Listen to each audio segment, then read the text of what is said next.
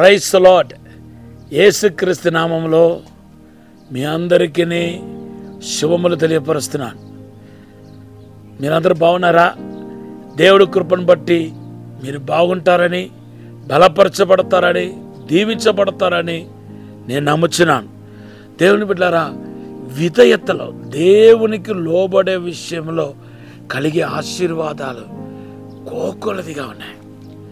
మన జీవితంలో ఒక పెద్ద పొరపాటు చేస్తున్నామంటే అది ఏంటంటే దేవునికి లోబడకపోవటమే మనం చేసే పొరపాట్లు. ఎలాగంటే నచ్చితే లోబడతాం, నచ్చకపోతే లోబడం. మనకు కలిసి వచ్చిందనుకోండి, దానిలో ఏదైనా దేవుడికి లోబడే విషయంలో లాభం ఉందనుకోండి, వెంటనే లోబడిపోతాం. కానీ కలిసి రాలేదంటే లోబడము. ఇదే అనేక మంది జీవితంలో కనపడుతున్న పెద్ద పొరపాటు. ఈరోజు పరిశుద్ధాత్మ దేవుడు మాట్లాడుతున్నాడు. నువ్వు గనక నా మాటకు విధేయత చూపిస్తే నిన్ను పై స్థానంలో కూర్చుండపెడతాను, ఉన్నతమైన స్థాయిలో కూర్చుండపెడతాను అంటున్నాడు. మత్తయి సువార్త 2వ అధ్యాయంలో జ్ఞానులను దేవుడు హెచ్చరించాడట.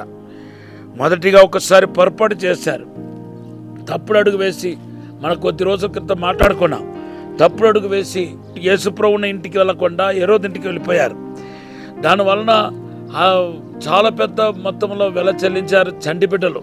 ఎందుకంటే హేరోదు ఆడ తర్వాతనే యేసు ప్రభు ఎక్కడో దొరుకుతాడని చెప్పి బెత్లెహేములో ఉన్న అందరు పిల్లలు చంపేస్తే ఆ బెత్లెహేములో ఎక్కడో ఒక ఇంట్లో ఉన్న మగ శిశు యేసు ప్రభు ఉంటుందని చెప్పి అందరిని చంపించేశాడు.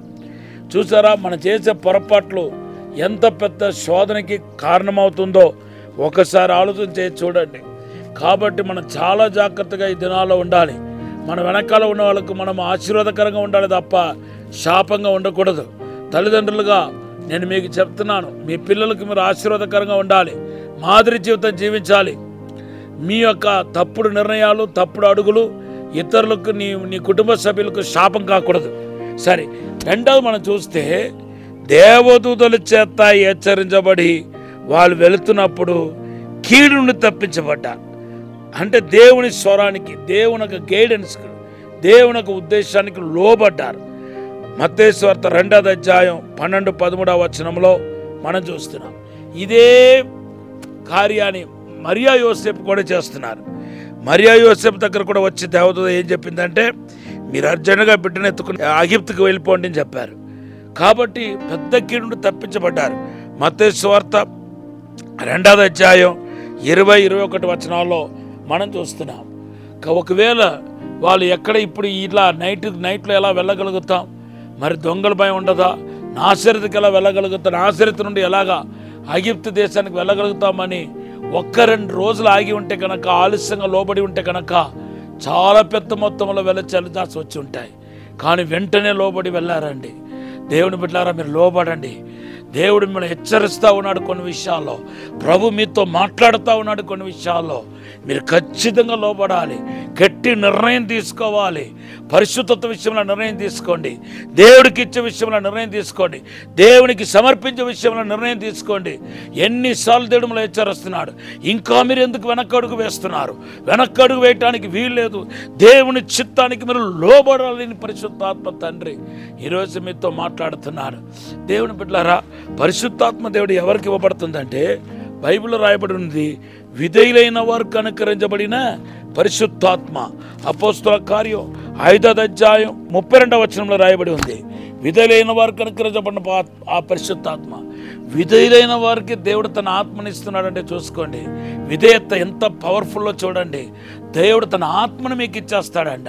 ద్వితీయోపదేశ కాండంలో 28వ అధ్యాయంలో 1-2 వచన వాగ్దానం ఎవరికి తెలుసా అండి? లోబడేవారు.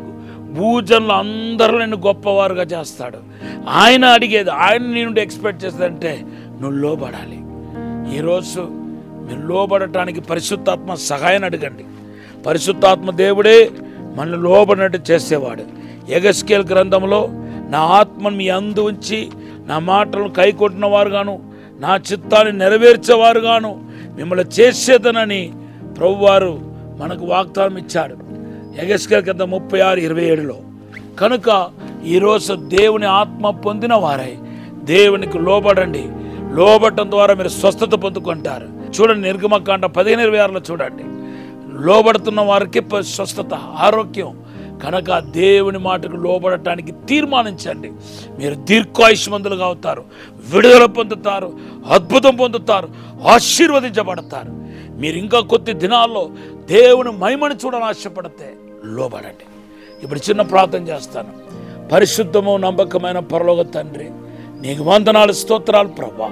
నీకు లోబడే మనస్సు దయచేయండి ప్రభా. నీ ఆత్మను మా యందు ఉంచి లోబడటకు సహాయం చేయండి. ప్రతి పాపాన్ని తునీకరించే కృప దయచేయండి. ప్రతి సాతాను ఒక కుయితి తంత్రాలని అయా తిరస్కరించే కృప దయచేయండి ప్రభా. అపవిత్రాన్ని త్రోసివేసే కృప దయచేయండి ప్రభా. పరిశుద్ధాత్మ శక్తి తక్కునగాక, అభిషేకం తక్కునగాక. యేసు నామములో అడిగి వేడుకుంటున్నాము తండ్రి, ఆమేన్. Have a blessed day. God bless you. ఈరోజు దేవుడు మనకిచ్చిన వాగ్దానం సామెతలు 3వ అధ్యాయం 26వ వచనం. దేవుడి ఈ మాటను ఆశీర్వదించినగాక. మరి ఒక వాగ్దానం కూడా సామెతలు 3:9-10 కూడా. God bless you.